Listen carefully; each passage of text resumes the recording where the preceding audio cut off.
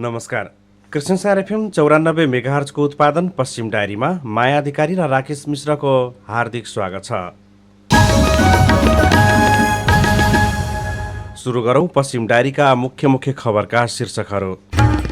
काम नगर्ने ठेकेदारलाई कारबाही गर्दै बाँकेका स्थानीय तह, कानुन नबन्दा अनागरिक कानुन पहिचान गर्न प्रदेश स्तरीय नागरिकको अधिकार सञ्जाल गठन। बाँके राप्ती सोनारीमा चौथो राष्ट्रिय दहित गोटियार सम्मेलन। नेपालगञ्जमा सञ्चालित योग शिविरमा 350 जना बढीको स्वास्थ्य परीक्षण। बाँकेमा जेसी सप्ताहको तयारी, विभिन्न कार्यक्रम गरी मनाइने। बागेश्वरी मन्दिरमा सरसफाई र वैदिक भजन कीर्तन। र दैलेखको बादी बालबालिकाको आश्रय स्थल सङ्कटमा, बाँके बैजनाथमा तरकारी पकेट क्षेत्र निर्धारण।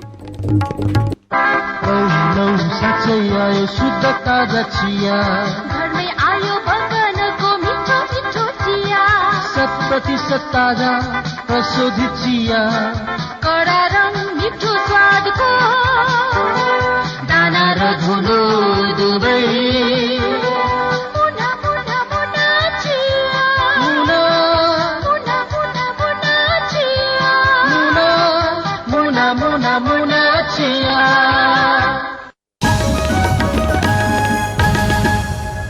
पश्चिम डायरीको सुरुमा कानुन नबन्दा अनागरिक कानुन पहिचान गर्न प्रदेश स्तरीय नागरिक सञ्जाल गठन भएको सन्दर्भ छ।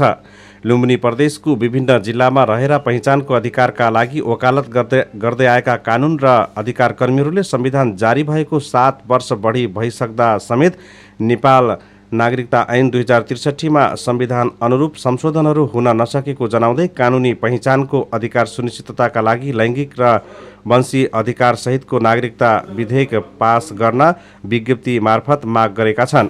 काठमाडौँपछि नागरिकताको सवाल नेपालगञ्जमा उठाउने गरिएको अधिकार कर्मीहरू बताउँछन्। अदालतले नागरिकता दिन भनेको कैयौँ व्यक्तिले अहिलेसम्म पनि नागरिकता पाउन सकेका छैनन्। त्यसैले जिल्ला स्तरमा कानुन पहिचानको अधिकारको हक प्रचलनको लागि सञ्जाल मार्फत वकालत र पैरवी गर्ने उद्देश्यले सञ्जाल गठन गरिएको वरिष्ठ अधिवक्ता सुनिल कुमार श्रेष्ठले जानकारी दिनुभयो। नागरिकको पहिचानका लागि वकालत र पैरवी गर्ने उद्देश्यले उक्त सञ्जाल गठन गरिएको हो। सञ्जाल गठन र यसले गर्ने काम लगायतका विषयमा प्रत्यक्ष कुराकानीका लागि अहिले हाम्रो प्रत्यक्ष टेलिफोन सम्पर्कमा कानुन पहिचानका लागि लुम्बिनी प्रदेश स्तरीय नागरिकको अधिकार सञ्जालका संयोजक वरिष्ठ अधिवक्ता सुनिल कुमार श्रेष्ठ हुनुहुन्छ। यहाँलाई स्वागत छ। धन्यवाद राजेशजी। जस्तै अहिले अनागरिक भनिएको छ, अनागरिक भनेको के हो, कस्तो कस्तो खालको कानुन चाहिँ अभाव छ? हजुर, अहिले चाहिँ अब यो कानुनको कुरा गर्दाखेरि के छ भने जस्तो 2063 सालमा अन्तरिम संविधान जारी भयो र अन्तरिम संविधानसँगै नेपालको नागरिकता सम्बन्धी ऐन 2063 पनि आयो। विशेष गरेर अहिलेको समस्या, कानुनी समस्या भनेको यो जन्मको आधारमा नेपाली नागरिकता लिएका व्यक्तिका सन्तानहरूलाई चाहिँ नागरिकता सहज तरिकाले पाउनको लागि अब यो 72 सालको संविधान जारी भइसकेको अवस्थामा त्यही अनुरूप चाहिँ अहिले नेपालको नागरिकता सम्बन्धी 2063मा चाहिँ संशोधन परिमार्जन हुन सकेको अवस्था चाहिँ देखिएन। अब यो पटक पटक विधेयक पेश भइसकेको अवस्थामा पनि अहिले नागरिकता सम्बन्धी विधेयक पास नभएको कारणले अहिले नागरिकता पाउनुपर्ने अधिकार भएका व्यक्तिहरूले चाहिँ नागरिकता सहज तरिकाले पाउने वातावरण छैन। त्यही त अब यस्तो अवस्था हुँदा पनि अब सङ्घीय संसदमा पनि यो धेरै पटक चाहिँ विधेयक उठेको छ, तर पास भएको अवस्था छैन, अड्किएको अवस्था छ। अब यसलाई चाहिँ कसरी गर्ने? जस्तै अब जो जन्मसिद्धका सन्तानहरूले जुन नागरिकता नपाएको अवस्थामा उनीहरूको के समस्याहरू छ र कस्तो खालको समस्या भोगिरहेका छन् उनीहरूले? अब यो अहिलेको समस्या चाहिँ के छ भन्दाखेरि जस्तो जन्मको आधारमा नागरिकता लिएका सन्तानहरूले नागरिकता पाउने विषयमा चाहिँ अहिले सम्मानित सर्वोच्च अदालतमा एउटा रिटमा गृह मन्त्रालयको नाममा अन्तरिम आदेश जारी भएको आधार कारण देखाएर अहिले गृह मन्त्रालयले 77वटै जिल्ला यो प्रशासन कार्यालयमा सर्वोच्च अदालतबाट भएको अन्तरिम आदेश को कारणले चाहिँ अहिले नागरिकता वितरणमा त्यसलाई रोकिएको भन्ने किसिमको चाहिँ परिपत्र भएको कारणले जिल्ला प्रशासन कार्यालय चाहिँ त्यही आधारमा नागरिकता दिन मिल्दैन भन्छ। तर चाहिँ सम्मानित अदालतहरूमा चाहिँ जन्मको आधारमा नेपाली नागरिकता लिएका व्यक्तिका सन्तानहरू जसले चाहिँ नागरिकता पाउनुपर्ने नेपालको संविधान 2072 को धारा 10-11 पनि व्यवस्था गरेको छ। नागरिकता सम्बन्धी ऐनको दफा 3 मा पनि त्यो कुराहरू व्यवस्था छ। अदालतले चाहिँ मा गएका मुद्दाहरूमा के भन्छ भने जहाँ संविधानले नै नागरिकताको विषयमा ग्यारेन्टी गरेको छ भनेपछि यो परिपत्रको आधारमा नागरिकता दिने कार्यलाई चाहिँ रोक्न हुँदैन। अदालतबाट रिट जारी पनि भइरहेको छ र केही व्यक्तिहरूले नागरिकता पनि पाए, तर जिल्ला प्रशासन कार्यालयबाट जन्मको आधारमा नागरिकता लिएका सन्तानले नागरिकता पाउने विषयमा अदालतको आदेशलाई पनि अवज्ञा गरेर अहिलेसम्म पनि नागरिकता वितरण कार्य चाहिँ नै रोकिएको छ बाँकीको अवस्थामा। त्यही त अब हिजो मात्रै यहाँहरूले चाहिँ नागरिकको अधिकार सञ्जाल पनि गठन गर्नुभएको छ। यो सञ्जाल किन गठन गर्नुभएको? यो सञ्जाल चाहिँ खास के हो भनेपछि हामी यो प्रोभिन्स लेभलमा लुम्बिनी प्रदेशमा नागरिकताको क्षेत्रमा काम गर्ने अधिकारवादी संस्थाहरू र कानुन व्यवसायीहरूको एउटा हाम्रो भेला थियो। त्यो भेलाबाट हामीले खास गरेर यो लुम्बिनी प्रदेशमा नागरिकताको सवालको अधिकारमा काम गर्दै आएको सन्दर्भमा एउटा अनुभव सेयरिङको कुराहरू पनि भयो। यो विभिन्न जिल्लाहरूमा, यो प्रोभिन्समा चाहिँ विभिन्न जिल्लाहरूमा नागरिकताको विषयमा चाहिँ के समस्याहरू छन् र त्यसका अनुभवका आधारमा त्यसका असल अभ्यासहरू के छन् र कहाँ के समस्या छ भन्ने कुरा, जस्तो कानुनी समस्या छ भने, नीतिगत समस्या छ भने त्यो विषयमा पनि अब एउटा वकालत गरेर यसलाई दबाब सिर्जना गरेर कानुन हामीले हिजो एउटा विज्ञप्ति पनि जारी गरेको थियो। जस्तो अहिले नागरिकता सम्बन्धी विधेयक तत्काल पारित गर्नुपर्ने विषयका कुराहरू पनि हामीले उठाएका छौँ। जन्मको आधारमा नागरिकता दिएका व्यक्तिका सन्तानहरूले नागरिकता नपाएको कारणले उनका अन्य मौलिक अधिकारहरूमा पनि उहाँहरूले त्यसलाई उपयोग गर्न नपाएको अवस्था छ। त्यसकारण चाहिँ हाम्रो यो सञ्जाल गठन गर्नुको उद्देश्य चाहिँ कानुन निर्माणमा पनि हामीले एउटा दबाब सिर्जना गर्ने र यो 12वटा जिल्लामा चाहिँ नै यो नागरिकताको विषयको समस्याहरू समाधानको लागि गरेको अभ्यासलाई एउटा अनुभव आदान प्रदान पनि गर्ने र नागरिकता विहीन व्यक्तिहरू, अनागरिकको अवस्थामा रहेको व्यक्तिहरू सहज तरिकाले नागरिकता निजहरूलाई उपलब्ध गराउनको लागि एउटा सहजीकरण पनि गर्ने, एउटा जनचेतनामूलक कार्यक्रमहरू पनि गर्ने, सरकारवालाहरूसँग चाहिँ यो विषयमा संवाद गरेर समस्याको समाधानको बाटो पनि खोज्ने उद्देश्यले चाहिँ यो सञ्जालको गठन भएको। हस् त, धन्यवाद कुराकानीका लागि। उहाँ हुनुहुन्थ्यो कानुन पहिचानका लागि लुम्बिनी प्रदेश स्तरीय नागरिकको अधिकार सञ्जालका संयोजक वरिष्ठ अधिवक्ता सुनिल कुमार श्रेष्ठ, नागरिकता लगायत कानुनका विषयमा कुराकानी गर्दै। ठेक्का स्वीकार गरेर लामो समयसम्म काम नगर्ने ठेकेदारलाई कारबाही गर्ने प्रक्रियामा स्थानीय तह अगाडि बढेका छन्। ठेक्का खुल्ला गर्दा निर्धारित रकमभन्दा निकै कममा ठेक्का स्वीकार गर्ने र त्यसपछि काम अगाडि नबढाउने ठेकेदारलाई कारबाही प्रक्रिया अगाडि बढाउन थालिएको हो। त्यसका लागि बाँकेका 2 स्थानीय तहले पहल अगाडि बढाएका छन्। बाँकेको खजुरा र जानकी गाउँपालिकाले ठेक्का लिएर काम नगर्ने ठेकेदारलाई काम गर्न पत्राचार गर्ने सूचना जारी गर्ने प्रक्रिया अगाडि बढाएका छन्। उनीहरूले काम नगर्ने ठेकेदारलाई कालो सूचीमा राखेर ठेक्का रद्द गर्ने सम्मका प्रक्रिया अगाडि बढाउन लागेका छन्। शनिबार बाँकेको जानकी गाउँपालिकाले 4वटा ठेक्कामा सम्झौता अनुसार काम नभएको पाएपछि ठेक्का स्वीकार गर्ने 3वटा कम्पनीलाई पत्रिकामा सूचना जारी गरेर ठेक्का सम्झौता रद्द गरेर कालो सूचीमा किन नराख्ने भनेर सोधेको छ। काम नगर्ने कम्पनीका ठेकेदार सम्पर्कमा नआउने गर्दा प्रक्रियाका लागि पालिकाले सूचना जारी गर्ने गरेका हुन्। जानकी गाउँपालिका प्रमुख प्रशासकीय अधिकृत सिंहराज डाँगीले सम्झौता अनुसार काम नगरेपछि सूचना जारी गर्नु परेको बताउनुहुन्छ। कुल 1 करोड 70 लाखको उक्त ठेक्कामा करिब 50 लाख भुक्तानी भइसकेको बताइन्छ।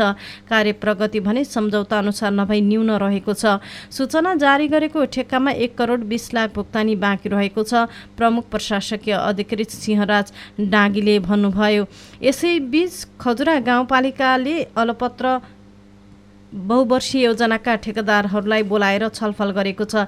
यद्यपि ठेकेदारको उपस्थिति भने न्यून रहेको थियो। पालिकामा हाल करिब 50वटा निर्माण सम्बन्धी योजना सञ्चालित रहेका छन्। आजको दैनिक नेपालगञ्जमा खबर लेखिएको छ। नेपालगञ्ज उपमहानगरपालिका आयुर्वेद शाखाको आयोजना र नेपालगञ्ज आयुर्वेद जनरल अस्पतालको प्राविधिक सहयोगमा हिजो आयोजित निशुल्क विशेषज्ञ आयुर्वेद तथा उपचारात्मक योग शिविरमा 350 बढीले स्वास्थ्य परीक्षण गराएका छन्। शनिबार नेपालगञ्ज उपमहानगरपालिकाका मेयर प्रशान्त विष्टले शिविरको उद्घाटन गर्नुभयो। उद्घाटन गर्दै निशुल्क विशेषज्ञ आयुर्वेद स्वास्थ्य शिविरले उपमहानगरको 23वटै वडामा सञ्चालन गरिने बताउनुभयो। संविधान सभा सदस्य एवं नेपाल आयुर्वेद जनरल हस्पिटलका अध्यक्ष मैकुलाल वाल्मीकिले आम नागरिकमा आयुर्वेद बारेमा सकारात्मक सन्देश प्रवाह गर्न शिविरले महत्त्वपूर्ण भूमिका खेलेको बताउनुभयो। नेपालगञ्जमा पछिल्लो समय आयुर्वेद उपचार पद्धतिको बारेमा सकारात्मक भावनाको विकास भएको भन्दै भारतीय केही नक्कली डाक्टरका कारण बिरामीको स्वास्थ्यमा गम्भीर समस्या देखिँदै गएको बताउनुभयो। दैनिक नेपालगञ्जमा खबर छ, पश्चिम डायरीमा साइक्लिङ गर्दाको फाइदा। हामी नेपालगञ्ज साइक्लिङ क्लबको स्थापना नै वातावरणलाई शुद्ध संरक्षण गर्ने, वातावरण संरक्षण र साइकलको माध्यमबाट स्वस्थ रहने लगायतका सामग्री सुनाउन अझै बाँकी नै छन्। तपाईँ कृष्णसार एफएमको साथमै रहनुहोला। कौशल्या मेमोरियल अस्पताल हवलदारपुर बाँके। हाम्रा सेवाहरू: जनरल मेडिसिन, जनरल सर्जरी, स्त्री तथा प्रसुति रोग, नाक कान तथा घाँटी रोग, छाला तथा यौन रोग, हाड जोर्नी तथा नसा रोग, एक्युपेन्चर र फिजियोथेरापीद्वारा हातगोडा झमझमाउने, लुलो हुने, हातगोडा नचल्ने, प्यारालाइसिस, मुख बाङ्गिने, विभिन्न प्रकारका बाथ रोगको उपचार, आधुनिक मेसिनद्वारा कलर डबलर, क्यारोटिड डबलर र आँखाको भिडियो एक्सरे सेवा, डिजिटल एक्सरेद्वारा आइभिपी, युभिपी र फिस्टुलाग्राम सहितको एक्सरे सेवा, थाइराइड प्याप स्मियर, एफएनएसी, शरीरमा आउने गाँठागुठी, कोठीबाट हुने क्यान्सर पत्ता लगाउने प्रविधि सहितको प्रयोगशाला, 24 घण्टा इमर्जेन्सी एम्बुलेन्स र फार्मेसी सेवा, साथै ज्येष्ठ नागरिक, असहाय नागरिक, एकल महिला, अपाङ्ग, अनाथ बाल बालिका, मुक्त कमैया र प्रेस मजदुरहरूलाई सम्पूर्ण सेवामा 10% छुटको व्यवस्था छ। साथमा मात्र रु 10 मा डाक्टरद्वारा प्रत्येक दिन ओपीटी जाँच गरिन्छ। पर्चा काट्ने समय बिदाको दिन बाहेक बिहान 9 बजेदेखि 11 बजेसम्म। कौशल्या मेमोरियल अस्पताल हवलदारपुर बाँके। फोन नम्बर 081 414 007 र 98 482 63 389। रमिला, तिमीले के भन्न खोजेको हो? के हो भन, धक नमानी भन न। मेनुकाको विवाहको तयारी भइरहेको छ सर, त्यही भएर। किन त्यस्तो गरेको होला त? के गर्ने सर, अब प्रहरीलाई खबर गर्ने, मेनुकाको परिवारलाई सम्झाउने र प्रहरीलाई पनि खबर गर्ने। उहाँहरूलाई 20 वर्ष नपुगी विवाह गर्न पाइँदैन भन्ने थाहा छैन कि क्या हो? एकचोटि सम्झाउँ, नमाने प्रहरीलाई खबर गरौँ। 20 वर्ष नपुगी विवाह गरेमा बाल विवाह हुन्छ। त्यस्तो विवाह गैर कानुनी हुन्छ। विवाह गराउनेलाई कानुन बमोजिम कारबाही पनि हुन्छ। बाल विवाह कानुनी अपराध हो, यसलाई आजैबाट रोकौँ। शिक्षा हाम्रो अधिकार हो, हामीलाई पढ्न देऊ, छोरा छोरी बराबरी मान्न थालिदेऊ। नेपाल सरकार विज्ञापन बोर्ड। घर बनाउने सपना त पूरा भयो। अब घरका लागि नयाँ सोफा, दराज, बेड बनाउनु पर्ने। तपाईँ तुरुन्त नेपालगञ्ज गएर सबै सामान अर्डर गरिहाल्नुहोस् त। होइन, तिमी कुन दुनियाँमा छौ के? अब हाम्रै खजुरा गाउँपालिका वडा नम्बर 2 के गाउँमा नेमो इन्टेरियर फर्निचर खुलिसकेको छ। नेपालगञ्ज भन्दा एकदमै सस्तो, टिकाउ तथा राम्रो प्लाई टु प्लाईमा बनेको फर्निचर पाइने। यति मात्रै हो र विगत 35 वर्षदेखि दक्षिण भारतमा फर्निचर सम्बन्धी अनुभवी मिस्त्रीबाट बनाइने। अब नेपालगञ्जबाट यहाँ ल्याउँदा भाडा पनि थपिने, सामान पनि टुटफुट होला भन्ने डर। त्यसैले बरु सिधै हिँड नेमो इन्टेरियर फर्निचर उद्योग प्रणाली खजुरामा। आहा, हाम्रै खजुरा गाउँपालिकामै नेमो इन्टेरियर फर्निचर उद्योग भएपछि अब त ढुक्क भयो। हजुर, नेमो इन्टेरियर फर्निचर उद्योग प्रणाली खजुरा गाउँपालिका वडा नम्बर 2 के गाउँ। सम्पर्क टेलिफोन नम्बर 98 482 63 920 र 98 045 40 901। यो कृष्णसार एफएम 94 मेगाहर्ज, कृष्णसार जत्तिकै तेज।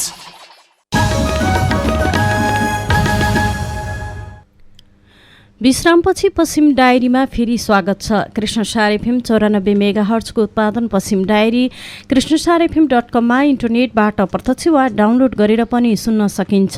अब रेडियो सामग्री साइकल यातायातका साधनमध्ये एक पुरानो साधन हो। विभिन्न अत्याधुनिक साधनहरू बजारमा आएसँगै साइकलको प्रयोगमा कमी आएको पाइन्छ। यद्यपि बाँकेमा 2068 सालबाट नेपालगञ्ज साइक्लिङ क्लब गठन गरेर साइकल चढ्ने कामलाई प्रवर्धन गर्न खोजिएको छ। कुराकानी गर्दै नेपालगञ्ज साइक्लिङ क्लब बाँकेका अध्यक्ष सतीश निरौला। हामी नेपालगञ्ज साइक्लिङ क्लबको स्थापना नै वातावरणलाई शुद्ध संरक्षण गर्ने, वातावरण संरक्षण र साइकलको माध्यमबाट स्वस्थ रहने उद्देश्यले नै यो साइकल अभियानलाई सुरुवात गरेका हौँ। साइकल चलाउँदाखेरि खास गरी हामीले पेट्रोलियम पदार्थयुक्त सवारी साधनको प्रयोगबाट मुक्ति पाउँछौँ र त्यसले चाहिँ यो बाहिरी वातावरणमा चाहिँ कार्बन उत्सर्जनमा कमी ल्याउँछ। त्यसकारण साइक्लिङ भनेको वातावरणका लागि अत्यन्तै महत्त्वपूर्ण विषय हो र यसले अहिले देखिएको जलवायु परिवर्तनका विभिन्न असरहरूलाई पनि साइकलको प्रयोगका माध्यमले कमी ल्याउन सकिन्छ जस्तो लाग्छ। कहिले यो गठन गर्नुभएको? हामीले 2074 सालमा यसको विधिवत स्थापना गरेका छौँ र अहिलेसम्म हाम्रो यो अभियान निरन्तर रूपमा जारी छ। कतिजना जति आबद्ध हुनुहुन्छ यस क्लबमा? अहिले झन्डै अब अफिसियल्ली सदस्यता लिएका साथीहरू 50-60 जना भए पनि साइकल अभियानमा नेपालगञ्जका 100 विभिन्न क्षेत्रका मानिसहरू जोडिनु भएको छ। स्वास्थ्यकर्मीदेखि लिएर अब डाक्टर, त्यसपछि लयर र समाजका विभिन्न क्षेत्रमा अगुवाई गर्ने मानिसहरू, राजनीतिक व्यक्तिहरू, सामाजिक अगुवाहरू, सबै खाले मान्छेहरू यसमा जोडिनु भएको छ। महिला, पुरुष, विद्यार्थी, कर्मचारी सबै तबका। के कस्ता कामहरू भइरहेका छन् यो क्लबबाट? हामीले नेपालगञ्ज साइक्लिङ क्लबको स्थापनासँगै यसलाई चाहिँ हामीले गाउँ र सहर जोड्ने अभियानको रूपमा पनि चिनायौँ र हामीले साइकलका मार्फत बाँके र बर्दियाका थुप्रै गाउँ बस्तीहरूमा डुल्ने, घुम्ने र त्यहाँका चिजहरू हेर्ने र त्यहाँका कुराहरूलाई उजागर गर्ने पनि प्रयत्न गऱ्यौँ र यस क्रममा हामीले साइकल मार्फत पर्यटनलाई उजागर गर्ने काम गऱ्यौँ। त्यसै गरी अब साइकल चाहिँ वातावरणीय हिसाबले एकदमै उपयुक्त सवारी साधन हो। त्यसकारण सबैले साइकल चलाउनुपर्छ भनेर धेरैलाई मोटिभ गऱ्यौँ हामीले। हाम्रो मोटिभेसन र हाम्रो क्लबको स्थापनासँगै नेपालगञ्जमा पछिल्लो समय फेरि साइकल चढ्नेहरूको जमात बढ्दै गइरहेको छ। अहिले थुप्रै लब्ध प्रतिष्ठित मान्छेहरू पनि साइकल अभियानमा रुचिका साथ आइरहनु भएको छ। यसले नयाँ पुस्तालाई पनि साइकल संस्कृति, साइकल चढ्नुपर्छ भन्ने कुरातिर आकर्षित गरिरहेको छ र अबको पुस्ता चाहिँ साइकलतिर आकर्षित हुँदै गयो भने पक्कै पनि यसले चाहिँ वातावरण सन्तुलन लगायतका क्षेत्रमा महत्त्वपूर्ण पोजिटिभ चाहिँ अर्थ राख्छ जस्तो मलाई लाग्छ। त्यसकारण साइकल अभियानको महत्त्व अति नै छ। यसका अतिरिक्त हामीले विभिन्न दिवसहरू जस्तो वातावरण दिवस लगायतका थुप्रै यस्ता दिवसहरूमा साइकलका माध्यमबाट एउटा म्यासेज दिने काम गरिरहेका छौँ भने हाम्रो अभियानको एउटा जोडबल के छ भने हामी थुप्रै सरकारी कार्यालयका कर्मचारी, जनप्रतिनिधिहरूलाई विशेष अनुरोध गरिरहेछौँ। कमसेकम तपाईँहरू महिनाको एउटा हप्ताको एक दिन शुक्रबार यो पेट्रोलियम पदार्थयुक्त सवारी साधनहरू अफ गरिदिनुहोस्। त्यसलाई कार फ्री डेको रूपमा तपाईँ मनाउनुहोस्। त्यो दिन तपाईँ साइकल चढिदिनुहोस्। एक दिन हप्ताको तपाईँले तपाईँको अफिस वा तपाईँको काममा चाहिँ आफ्नो त्यो पेट्रोलियम पदार्थयुक्त सवारी साधन चढेर इको फ्रेन्डली सवारी साधन साइकल चढिदिनु भयो भने त्यसले वातावरणमा त राम्रो योगदान पुर्याउँछ वातावरण संरक्षणमा, साथसाथै देशको चाहिँ इकोनोमीलाई पनि सपोर्ट गर्छ। भनेपछि यहाँहरूले जुन स्थानीय तहलाई पनि एउटा झकझकाउने काम गरिरहनु भएको छ वातावरण संरक्षणका लागि होइन, साइकल अभियानबाट उहाँहरूको रियाक्सन, उहाँको प्रतिक्रियाहरू कस्तो पाइरहनु भएको छ? कुरा एकदमै पोजिटिभ छ र हामीले साइकल अभियानमा हाम्रा बाँके र बर्दियाका स्थानीय तहसँग पनि सहकार्य गरेका छौँ। जस्तो हामीले चाहिँ हरेक वर्ष चाहिँ नेपालगञ्जको बागेश्वरी मन्दिरदेखि ठाकुर बाबासम्मको झन्डै 100 किलोमिटरको साइकल यात्रा टुर डे ठाकुरद्वारा भनेर गर्छौँ। यो चाहिँ वातावरण संरक्षण, पर्यटन अनि यो बाघ संरक्षण लगायत वन्यजन्तु संरक्षण यी सबै कुरालाई जोडेर चाहिँ यो अभियानलाई हामीले चलाएका छौँ। कुराकानी गर्दै नेपालगञ्ज साइक्लिङ क्लब बाँकेका अध्यक्ष सतीश निरौला। अब बाँकी समाचार। बाँकीको राप्ती सोनारी गाउँपालिका वडा नम्बर 6 मा शनिबार 4थो राष्ट्रिय दहित गोट्यार सम्मेलन आयोजना गरिएको छ। पहिचान बचाई हैसियार बनियो एक हुई भन्ने नारासहित दहित गोट्यार सम्मेलन आयोजनामा आएको हो। सम्मेलनको उद्घाटन राष्ट्रिय खानेपानी संस्थानका निवर्तमान अध्यक्ष जिउलाल दहितले गर्नुभएको हो। आयोजक दहित गोट्यार सम्मेलन नेपाल बाँकेका संयोजक गोविन्द दहितको सभापतित्वमा भएको सम्मेलन सम्मेलनमा नागरिक उन्मुक्ति पार्टीका लुम्बिनी प्रदेश सदस्य सोमराज थारूले सम्मेलनको उद्देश्यबारे प्रकाश पार्नुभएको थियो। त्यस अवसरमा लुम्बिनी प्रदेशका पूर्व मन्त्री डिल्ली बहादुर चौधरीले दहित थारू समुदायमा घरको देवता पुज्ने अधिकार महिलालाई मात्र भएको जानकारी दिँदै समुदायले महिलालाई सबैभन्दा बढी अधिकार दिएको बताउनुभयो। लेखक शेखर दहितले दहितहरूको पहिचान, अवस्था, वंशाणुगत गुण लगायतका विषयमा कार्यपत्र प्रस्तुत गर्दै हाल नेपालको कुल जनसङ्ख्यामध्ये 2,43,551 दहितहरूको सङ्ख्या रहेको बताउनुभयो। आजको दैनिक नेपालगञ्जमा खबर लेखिएको छ। प्रसिद्ध शक्तिपीठ बागेश्वरी मन्दिरको पार्कमा वैदिक सनातन हिन्दू भजन मण्डलीले हिजो भजन कीर्तनसँगै बागेश्वरी मन्दिरको सरसफाई कार्यक्रम गरेको छ। मण्डलीका 60 बढी सदस्यहरूले भजन कीर्तन गर्दै बागेश्वरी मन्दिर सरसफाईको महत्त्वबारे प्रकाश पारेका थिए भने उनीहरू सरसफाईमा सहभागिता जनाएको आयोजकले जनाएको छ। कार्यक्रमको शुभारम्भ गर्दै बागेश्वरीका मूल महन्त चन्द्रनाथ योगीले भजन कीर्तन ईश्वरको आराधना भएकाले मनैदेखि नै प्रकट हुनुपर्ने बताउनुभयो। यस्तै स्थानीय बागेश्वरी मन्दिरमा सरसफाई गरिएको हो। मानवता नेपाल बाँकेले पनि मन्दिर परिसरमा सरसफाई कार्यक्रम गरेको हो। विभिन्न सङ्घ संस्थाले मन्दिर क्षेत्रमा विशेष अवसर पारेर सरसफाई गर्दै आएका छन्। त्यसै क्रममा मानवता नेपालले पनि नयाँ कार्यसमिति निर्वाचित भएपछि पहिलो पटक मन्दिरमा सरसफाई कार्यक्रम गरेको जनाएको छ। पश्चिम डायरीमा अन्य खबरहरू सुनाउन अझै बाँकी नै छन्। तपाईँ कृष्णसार एफएमको साथमै रहनुहोला। चायाको समस्या छ अनि कपाल पनि झरिरहेको छ, कहाँ चेक जाँच गर्ने होला? आमालाई पनि थाइराइड तथा सुगर चेक जाँच गराउनु छ। एकै ठाउँमा चेक जाँच हुने भए त सँगै जान्थ्यौ नि। छ नि हाम्रो एकता फार्मेसी पासाङ लामो मार्ग सिटी कलेजको सामुन्ने। नेपालगञ्जमा doctor Altwan Rahi MBBS MD internal medicine इन्डोक्राइनोलोजीमा फेलोशिप, मुटु, फोक्सो, सुगर, प्रेसर, थाइराइड तथा हार्मोन सम्बन्धी सम्पूर्ण रोगको परामर्श तथा उपचार गरिन्छ। डाक्टर अंशु शर्माद्वारा नाक, कान, घाँटी सम्बन्धी सम्पूर्ण रोगहरूको परामर्श र इन्डोस्कोपी चेक जाँच गरिन्छ। साथै डाक्टर अभिषेक अर्जेलद्वारा छाला, यौन रोग सम्बन्धी सम्पूर्ण परामर्श एवं उपचारको साथै कोठी, मुसा, ट्याटु, चाया, कपाल उमार्ने समेतको जाँच तथा लेजर प्रविधिबाट उपचार गरिन्छ। साथमा यहाँ ल्याबको सम्पूर्ण सुविधा जस्तै sugar, thyroid, vitamin D, vitamin B12, दिशा, पिसाब, बिरे, इसिजी लगायतको जाँच गरिन्छ। सम्पर्क नम्बर 081 534 245 र 531 045। कहिलेकाहीँ नचाहँदा नचाहँदै भाँडाकुँडा खस्छन्। किन डराउँछौ तिमी? नेपालगञ्जको नेपाली स्टोर्सबाट ओरिजिनल भाँडा खरिद गरेको हो क्या। सानोतिनो ठोकरबाट फुट्लान् भन्ने डर हटाइदेऊ। पुलास स्टिल, शिवम स्टिल, तामा, पित्तल, काँच, प्लास्टिकका भाँडा बर्तन, डल्फिन कुर्सी, विभिन्न कम्पनीका rice cooker, hot case, mixer, कुकरका पार्ट पूर्जा, यसका साथै घरायसी आइटमहरू सुपथ मूल्यमा त्यही पाइन्छ। पुराना भाँडाकुँडा उचित दाममा बिक्री गरेर नयाँ आइटम समेत लिन सकिन्छ। नेपाल स्टोर, धम्बोजी, नेपालगञ्ज मस्जिदको छेउमा। Phone number 081 523 635। यो कृष्णसार एफएम 94 मेगाहर्ज कृष्णसार जत्तिकै तेज। विश्रामपछि पश्चिम डायरीमा फेरि स्वागत छ। कृष्णसार एफएम 94 मेगाहर्जको उत्पादन पश्चिम डायरी कृष्णसारfm.com मा इन्टरनेटबाट प्रत्यक्ष वा डाउनलोड गरेर पनि सुन्न सकिन्छ। अब बाँकी समाचार। नेपालगञ्ज जेसिसको जेसिस वर्ष 2080 को सप्ताह बाँकीमा विभिन्न कार्यक्रम गरी मनाइने भएको छ। नेपालगञ्ज जेसिसको आयोजनामा यही आउँदो वैशाख 1 गतेदेखि सञ्चालन हुने जेसिस वर्ष 2080 को सप्ताह बाँकीमा विभिन्न कार्यक्रम गरी मनाइने भएको छ। नेपालगञ्ज जेसिसले वैशाख 1 गते नेपालगञ्जको बागेश्वरी मन्दिरमा सरसफाई कार्यक्रम, वैशाख 2 गते रेड क्रस सोसाइटी भेरी अस्पतालमा रक्तदान, 5 गते ट्राफिक सचेतना, 8 गते लागु औषध विरुद्ध सचेतना, होलील्यान्ड कलेजमा, 9 गते स्वास्थ्य शिविर, जानकी गाउँपालिकामा मैत्रीपूर्ण फुटसलको मैदानमा र होटल सुनाखरीको सभाहालमा जेसी सप्ताह कार्यक्रम समापन गरिने आयोजकले जनाएको छ।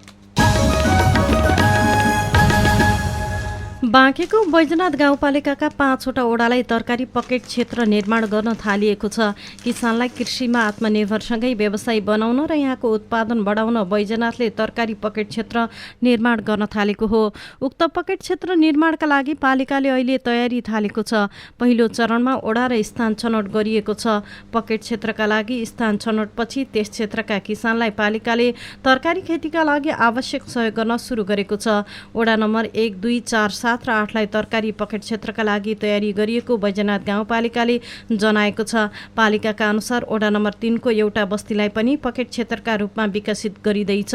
सुभाकर विश्वकर्माले आजको मिसन टुडेमा खबर लेख्नु भएको छ।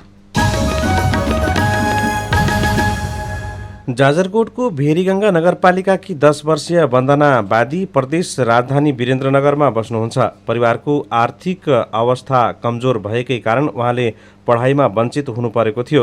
वन्दनालाई वादी सरकार मञ्च नेपाल सुर्खेतले आश्रय दिएको छ। उहाँलाई सूर्योदय बोर्डिङ स्कुलले निशुल्क पढाएको छ। वन्दना जस्तै दैलेखको महाबु गाउँपालिकाकी 17 वर्षीय शिखा वादी पनि मञ्चकै आश्रयमा हुनुहुन्छ। उहाँको पालन पोषण सहित अभिभावकीय जिम्मेवारी मञ्चले लिएको छ भने सूर्योदय बोर्डिङ स्कुलले निशुल्क पढाइरहेको छ। उहाँ व्यवस्थापन संकायमा अध्ययनरत हुनुहुन्छ। वन्दना शिखा र जस्तै 110 जनालाई मञ्चले आश्रय दिइरहेको छ। त्यहाँ 6 देखि 19 वर्षका बालबालिका वादी समुदायका बालबालिका र किशोरीहरू रहेका छन्। 2073 सालमा स्थापना भएको मञ्चमा सुरुमा 38 बालबालिका थिए। सुकुम्बासी जीवन बिताइरहेका आर्थिक अवस्था कमजोर रहेका वादी समुदायका बालबालिकाले शिक्षाको पहुँच पुर्याएर सक्षम बनाउने उद्देश्यले मञ्च स्थापना भएको हो। वादी बालबालिकाको आश्रय स्थल सङ्कटमा हिमकमत बहादुर नेपालीले आजको अन्नपूर्ण पोस्टमा खबर लेख्नु भएको छ। नेकपा एमालेको भातृ संगठन राष्ट्रिय युवा संघ नेपालको 9औं राष्ट्रिय महाधिवेशनको तयारी पूरा भएको छ। भोलि चैत्र 27 गतेदेखि 29 गतेसम्म नेपालगञ्जमा हुने 9औं राष्ट्रिय महाधिवेशनको तयारी पूरा भएको स्थानीय आवास तथा खाद्य व्यवस्थापन उपसमितिका संयोजक रविन्द्र लम्सालले जानकारी दिनुभयो। महाधिवेशनको आयोजना स्थल नेपालगञ्ज स्थित स्नेह होटलमा मञ्च व्यवस्थापन गरिएको छ। यसैगरी कोहलपुरदेखि कार्यक्रम स्थलसम्म महाधिवेशन सम्बन्धी झण्डा र ब्यानरहरू लगाइएको छ। ठाउँ ठाउँमा स्वागत दरहरू पनि राखिएका छन्। महाधिवेशनको तयारी पूरा भएको जानकारी दिन अहिले बिहान पत्रकार सम्मेलनको आयोजना पनि गरिएको छ। महाधिवेशनको तयारीका लागि सङ्घका केन्द्रीय अध्यक्ष किरण पौडेल लगायत नेताहरू कार्यक्रम स्थलमा खटिनु भएको छ। आजको दैनिक मिसन टुडेमा खबर लेखिएको छ। अब केही खबर संक्षेपमा। हाम्रो पूर्णिमा साहित्य प्रतिष्ठानले वरिष्ठ साहित्यकार पत्रकार रेशम बिरहीलाई पूर्णिमा साहित्य रत्न 2077ले सम्मान गरेको छ। यता प्रगतिशील पत्रकार सङ्घको प्रथम राष्ट्रिय सम्मेलनले नयाँ नेतृत्व चयन गरेको छ। श्यामलाल पोखरेलको अध्यक्षतामा चुनिएको नयाँ केन्द्रीय समितिबाट बाँकेबाट विनोद पौडेल र तिलक गाउँले निर्वाचित हुनुभएको छ। यस्तै मेरो टुकी प्रज्ञालयले आफ्नो विभिन्न सृजनात्मक कार्यक्रमसहित 10 दिनसम्म आफ्नो वार्षिक उत्सव मनाएको छ। पश्चिम डायरीमा अब विचार र सम्पादकीय। सुरुमा विचार। न्यायपालिकाको स्वतन्त्रताप्रति प्रतिबद्ध सरकार भएको मुलुकमा प्रधान न्यायाधीशको पद एक दिन पनि खाली राखिँदैन। न्यायपालिका जस्तो राज्यका प्रमुख अङ्गहरूमध्येको एउटा महत्त्वपूर्ण र स्वतन्त्र अङ्गलाई व्यवस्थापिका र कार्यकारिणीको दबावमा राखिनु न्यायिक स्वतन्त्रतामाथिको ठाडो हस्तक्षेप हो। टेकनारायण कुँवरले आजको कान्तिपुरमा न्यायपालिकामाथि वक्र दृष्टि किन शीर्षकमा विचार लेख्नु भएको छ। अब सम्पादकीय रोपाईकै बेला ताकिनुपर्ने समर्थन मूल्य मन्त्री परिषदले धान काटिसकेपछि कार्तिक मध्यतिर मात्र तोक्यो। त्यतिन्जेल अधिकांश किसानले समर्थन मूल्यभन्दा धेरै कममा व्यापारीलाई धान बेचिसकेका थिए, जसबाट व्यापारीलाई मात्र मनज्ञ फाइदा भएको थियो। अहिले सरकारले लक्ष्यभन्दा धेरै कम अर्थात् 10% मात्र धान किसानबाट किनेको छ। समर्थन मूल्य तोक्नेलाई खरिद प्रक्रियासम्म खाद्य व्यवस्था तथा व्यापार कम्पनीको धान किन्नु नपरोस् भन्ने मानसिकताबाट चलिरहेको देखिन्छ। तैपनि यस प्रक्रियामा संलग्नहरूको काम कारवाहीमाथि अनुगमन तथा अनुसन्धान नसक्दा किसानको हित संरक्षण हुन सकेको छैन। खाद्य कम्पनीको सञ्चालक समितिले यसपालि 30,200 टन धान किन्न रकम विनियोजन गरेको थियो। खाद्य कम्पनी मात्र होइन, व्यापारीको चङ्गुललाई चिर्न सम्पूर्ण राज्य संरचना नै विफल प्राय छ। समर्थन र खरिद मूल्यको बीचको अन्तर रकम अर्थ मन्त्रालयले निकासा गर्न आलटाल गरेको विषयलाई पनि खाद्यले बहाना बनाउने गरेको छ। अर्को, न्यूनतम समर्थन मूल्यमा धान खरिद गर्ने सहकारीलाई न्यूनतम समर्थन मूल्यमा धान खरिद र व्यवस्थापन गर्न सम्बन्धी निर्देशिका 2077 अनुसार व्यवस्थापन खर्च र अनुदान समेतको व्यवस्था गरे पनि सुविधा दिए अनुरूप परिणाम आएको छैन। त्यसैले समर्थन मूल्य र बजार व्यवस्थापन क्षेत्रमा योजनाबद्ध तरिकाले काम गर्न, त्यस्ता कार्यक्रममा देखिएका कमी कमजोरी पहिचान गरी हटाउनु अपरिहार्य छ।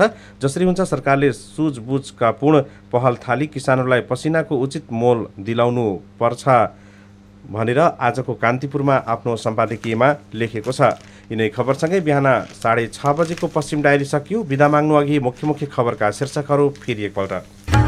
काम नगर्ने ठेकेदारलाई कारबाही गर्दै बाँकीका स्थानीय तह, कानुन नबन्दा अनागरिक, कानुन पहिचान गर्न प्रदेश स्तरीय नागरिकको अधिकार सञ्जाल गठन। बाँकी राप्ती सोनारीमा 4थो राष्ट्रिय दहित गोटियार सम्मेलन। नेपालगञ्जमा सञ्चालित योग शिविरमा 350 जनाको स्वास्थ्य परीक्षण।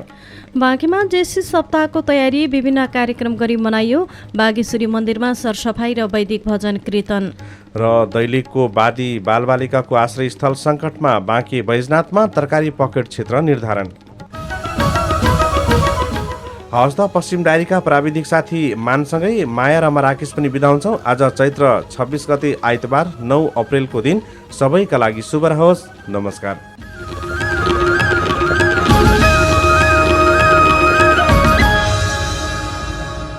यो कृष्ण सार FM 94 मेगाहर्ज कृष्ण सार जत्तिकै तेज।